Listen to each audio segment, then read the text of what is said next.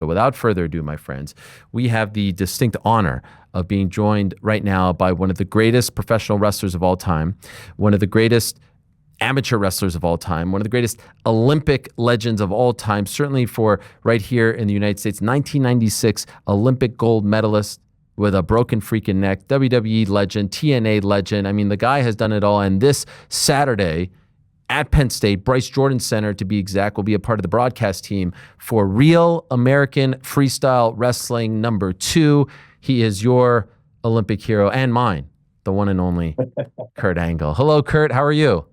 Good. How you doing, Ariel? It's so great to talk to you again. It's so great to have you here. But Kurt, I have to say, my mind is a little bit blown right now. And I want to explain to you why my mind is blown right now, okay? This is a crazy, crazy thing. So as you may know, we were talking to your manager, Dave Hawk, about having you on the program prior to RAF1. That was back in August. It didn't work out. You're a busy man. You have a very busy schedule. So we said, all right, let's do it before RAF2, which is this weekend, October 25th. I picked today because it's the Wednesday before. It makes sense. October 22nd. Monday, I'm thinking to myself, okay, Kurt's going to be on. This is great. October 22nd. Wait a second. October 22nd. October 22nd. Why does that date sound familiar? And then it hit me, Kurt. It hit me that 25 years ago today, October 22nd, 2000, Albany, New York, Pepsi Arena, Kurt Angle versus The Rock in his first WWF championship match. A meteoric rise. Rookie year, unlike any rookie year. The great Kurt Angle wins his first belt with Stephanie McMahon by his side. But you know what's so crazy about that, Kurt? It's not just the fact that you're here 25 years later. I took a road trip with my 4 best friends from Montreal to Albany to be there in the rafters, maybe third to last row, to watch our guy, Kurt Angle, who we played his music in our car, full blast, windows down, dun, dun, dun, dun, dun, dun, dun, because we were there to support you in your first match. And every year since, Kurt, I send an email to those same 4 guys and say, happy anniversary, it's true, with the clip of you winning the belt. And now 25 years to the day, you're on my show. Isn't that insane? Isn't that nuts? That is insane, man. Man, Ariel, I remember when you were first starting out. Gosh, that had to be what? 2006. Yeah, almost 20 years ago. Yeah, and I remember I was one of your first interviews. And how far you've come is something sort of amazing, man. This is crazy where you are now. I mean, you're the man, Ariel. Well, I appreciate that. Everybody wants to be on your show. I don't know about that. I appreciate it. And let's take it just quickly one step further. I then met you at TNA. I was working for Spike TV as a production assistant. We did a little movie with you. You had a great line in there. There's only 2 kinds of people that wear sunglasses indoors: blind people and assholes. And then you punched the guy at the bar. It was incredible for me. It was surreal. How about this? The next year, I decide to go into this journalism thing and I start my own website. As you mentioned, my very first guest was you on my website, jerrypark.com. Look at the date, Kurt. October 22nd, 2007. This same date, 18 years ago today. How is this possible? It was meant to be, Kurt, basically. It was meant to be. It was, Ariel. I'm glad I called it off last month. Yes. Thank you. Thank you so much. How are you? How's life? I'm doing good. Been hanging a lot with the wife and kids. Getting to know my family, which I, was away from all these years, doing professional wrestling and everything else. So it's been really nice to be able to be home and spend time with my kids, seeing them grow up and them develop into incredible human beings. So that's my joy right now, is being a father and a husband. I love it. Is one of them playing the piano right now? Yeah, I'm sorry about that. No, I love it. Ready, no, I love it. I love it. It's great. I have it as well in my house. It's tremendous. How did you link up with RAF? And one show down, how do you feel about its ceiling, their prospects? I think they have so much potential. They have the best wrestlers in the world that are going to compete against each other. Hulk Hogan came to me actually before Hulk passed away. He said, "Brother, I'd love to have you on my team. I'm starting a wrestling team, what would you call it? A wrestling promotion, a league promotion." Yes. And he said it's going to be, and I thought, okay, pro wrestling, it's another WWE. And he was like, no, I want the real wrestling. I want the freestyle wrestling. I was like, whoa, that's kind of surprising. He said, listen, we can make this thing really big, but I need you to be a part of the team. Well, I turned him down because the first first time he offered me a certain amount of money, and I said, well, to be a part of be a part of this promotion, I probably need a little bit more than that. And he said, well, we can't give it to you right now. I said, oh, that's all right, man. I'll pass on it. So then I got in touch, or someone called me about another wrestling promotion called Claw. They're trying to do a wrestling promotion, freestyle wrestling, and I talked to them and I turned them down.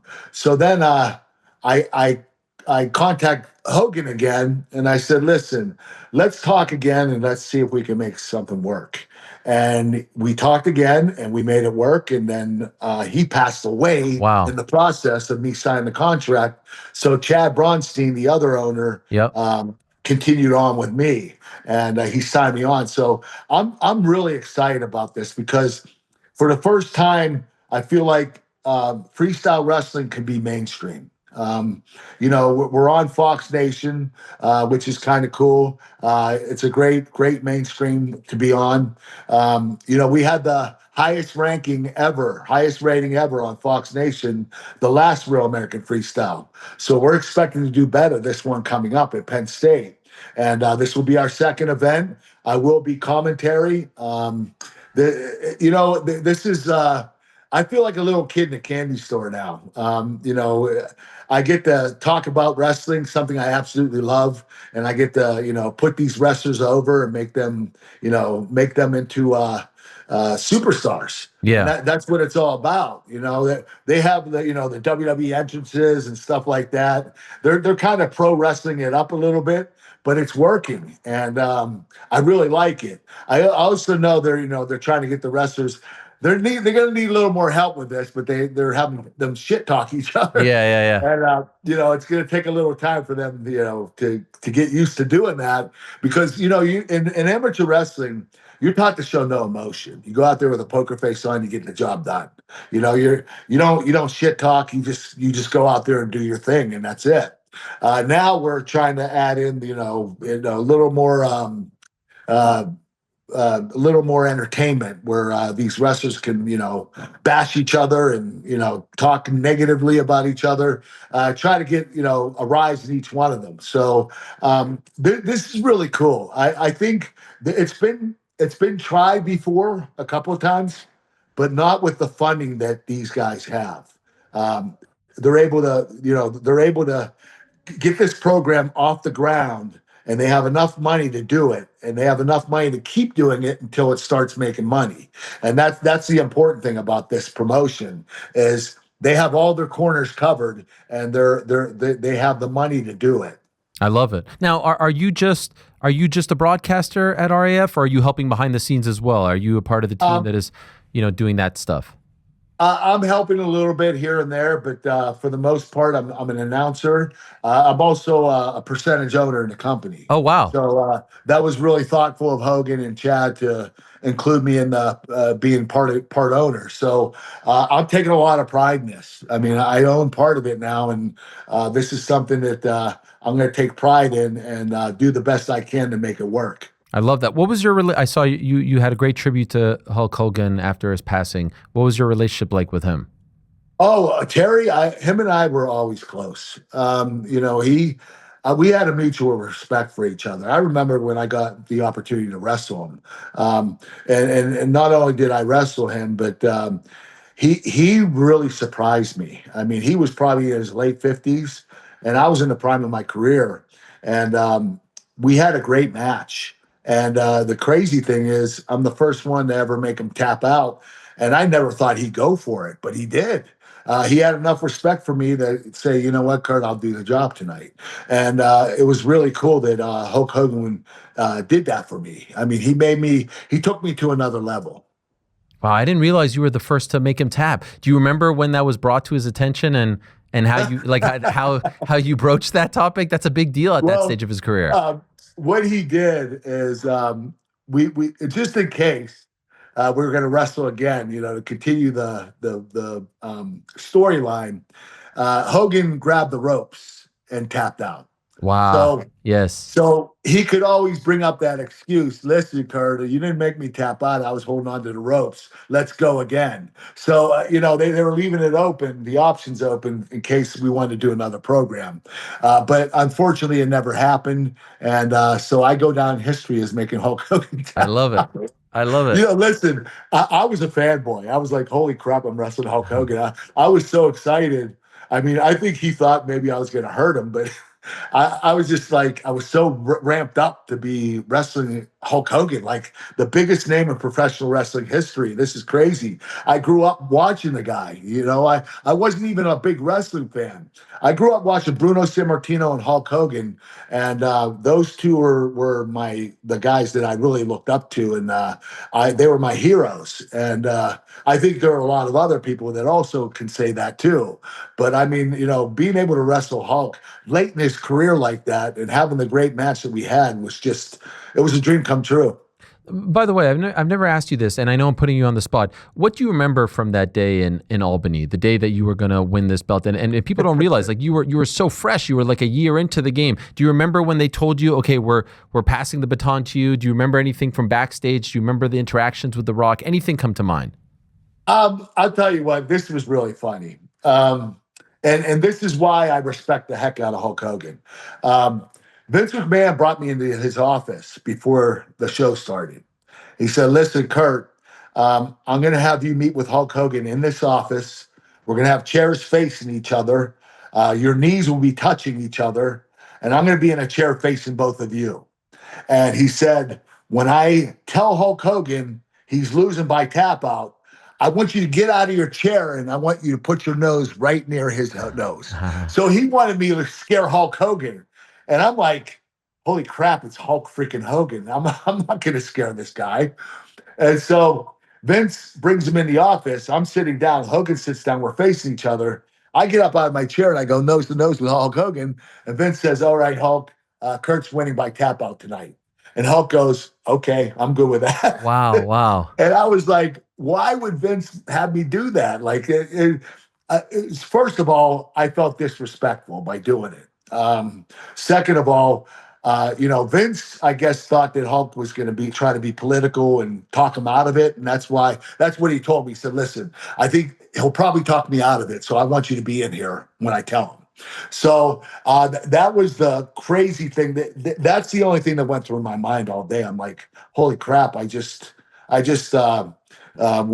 it called? Where you not scared, but Intimidated. intimidate. Yeah, Yeah. intimidate Hulk Hogan. Why? What? How can anyone intimidate Hulk Hogan? Like, this is crazy. So it was just really weird. But I was really excited that night to be able to do that. Do you have any sort of memories of that date, October 22nd, 2000 in Albany, when you were about to become champion? Do you remember when you were told this was going to happen? Do you remember the nerves? Do you remember any conversations with The Rock? Yes. You know what? Nobody told me until The Rock. Rock Wow. came to me and he said, "Listen, Kurt, I'm going to put you over tonight." And I was like, "Holy crap!" You have to remember, I was wrestling main events for up until then. I was in the business for 10 months. Yeah. So I started on TV in late November the year before, and this was October. So I was in the business for 10 months, and I didn't win a lot of matches. Like my first few months, I had an undefeated streak, but after that ended, they started putting me in main events, and I was losing every pay-per-view for like 5 or 6 pay-per-views in a row. I even lost a triple threat match the month before, No Mercy, to The Rock and Triple H. So I was wrestling main eventers, which was putting me up there with them, but I wasn't winning.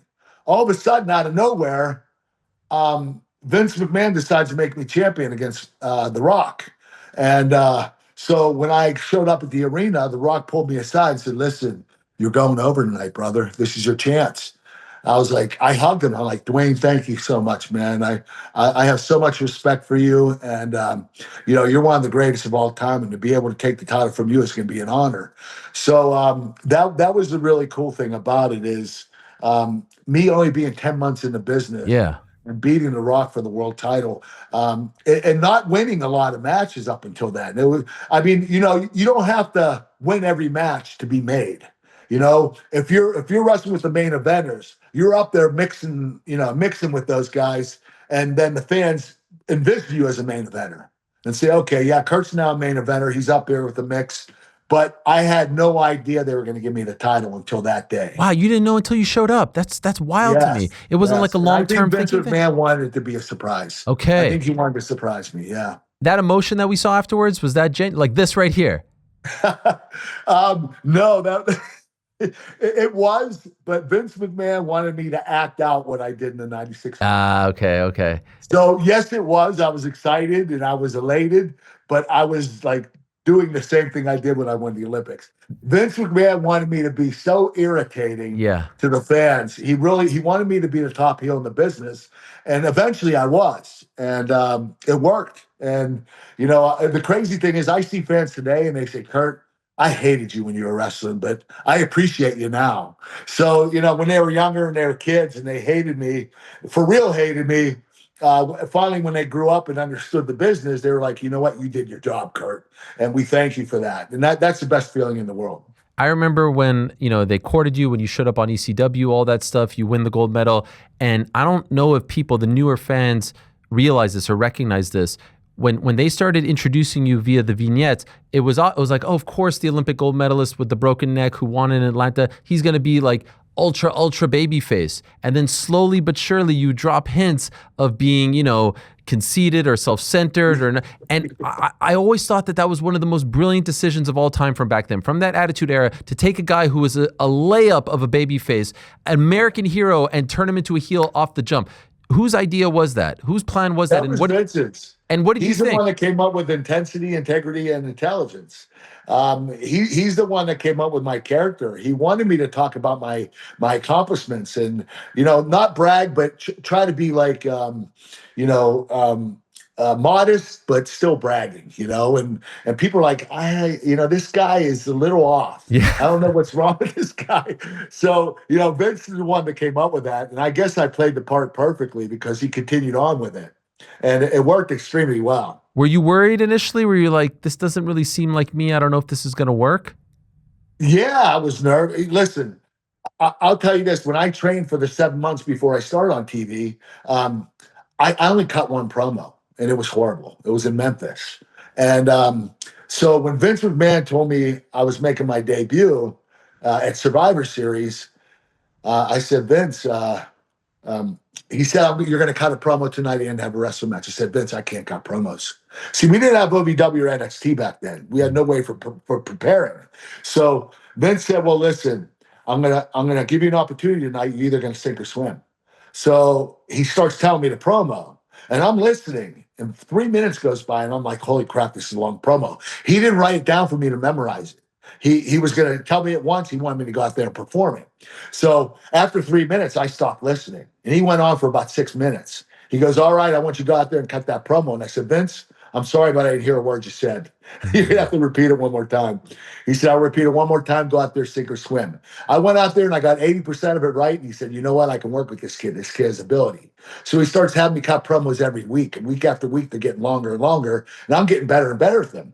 And I started mastering promos. And I wouldn't have been one of the best in the business at cutting promos if it wasn't for Vince McMahon pulling me out of my comfort zone early on in my career. Wow. So he put me to the test, and I survived. And so I was a survivor, and I went on, and the rest is history. I wouldn't say I was the greatest promo cutter, but I was pretty damn good. Do you still watch wrestling? Do you watch WWE? Do you keep up with it? Here and there. I'm not like into it where I'm watching every week, but I see a lot of great talent there. Cody Rhodes and Roman Reigns. Roman Reigns had such an amazing career thus far. I consider him to be one of the greatest of all time. Seeing John Cena doing his stuff, paying homage to other wrestlers in the past, and it's been really cool to see his retirement tour. So I've been watching a lot of it now, and but I don't always watch it every week. So I try to keep up with it and see what's going on every once in a while. Chad Gable has long reminded me of a mini Kurt Angle. What do you think of him? Yeah, I think he's great.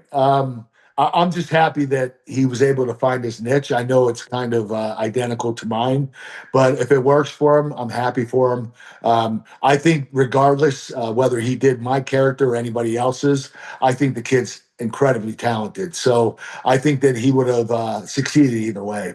Uh, You know the problem with him, yeah, and I think it's only because the office looks at him like this, but he's a little undersized. right, right.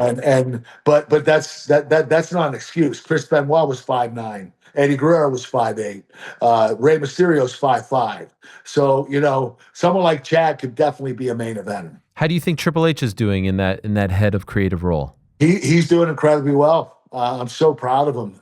He's a great leader. And the thing is, him being retired and out of the business, um, he really looks at it as, I need to focus on this business and make it the best it can be. Mm. And he's done that incredibly well. So I think TKO made the right decision on making him in charge of creative, and I think he's doing an amazing job. I think you put TNA on the map in those early days. You and Samoa Joe, like some of those matches were incredible, getting over 1 million viewers on Spike TV and all this stuff. And it did seem not that long ago like they might not have been 6 feet under, but maybe 4 feet under. It looked like TNA was coming to its end. And now it seems like they've enjoyed this revival, especially with the partnership with WWE/NXT. What do you make of the state of TNA? Do you keep, they're part of your history as well. Do you keep an eye, maybe one eye on them? Do you pay attention to what they're doing? I try to watch, especially in NXT. Listen, I never thought in a million years TNA would be involved with WWE. Yeah. It gives me hope, because I will tell you this: a lot of WWE fans didn't watch TNA, and now that WWE and TNA are kind of merging together a little bit, hopefully they'll do more. Where I want WWE to buy TNA's library, because then the WWE fans will see my TNA career. You have to remember, I had 11 years in TNA. I only had 8 in WWE. Wow. So I had more of a career in TNA than I did WWE. And I'm hoping that eventually they do buy the library. Now, they're only going to be able to do that if TNA goes out of business. And I don't want them to go out of business. So, I'm just hopeful that someday eventually they'll put it, they'll buy the library. Is there a part of you, I wonder, who's almost proud or more proud of your TNA run the WWE? Because let's be honest, when you went there, I think there were some people who were starting to write you off, who thought maybe you had this nice run and that was it for you. And then, as you just said, you ended up lasting longer there than you did in WWE. Yeah. You know what? I had a better career too. I had better matches. And that's hard for me to say, because I had some really great ones in WWE. But I came into my own. You have to remember, when you're a wrestler, a pro wrestler, you don't really come into your own until 6 or 7 years in the business. And that's right. That was right when I quit WWE and went to TNA. And I was having some knockdown, drag out matches with AJ Styles, Samoa Joe, Sting, Jeff Jarrett, you name it, Bobby Roode, James Storm. A lot of great talent. Motor City Machine Guns. I wrestled those too. Jay Lethal. Just a lot of great talent down there that I got the opportunity to work with. And you know what? When I left WWE, I was salivating at the mouth, because I saw so much talent in TNA that was untapped, that I was like, I can't wait to get down there. And, like I said before, I think I had a better career there. And so I do take pride in that. I do remember that we were doing like 2.2 million viewers a week on Spike TV at one point in time. So we were getting up there. We weren't getting close to WWE, but at least we were kind of competing at one point in time.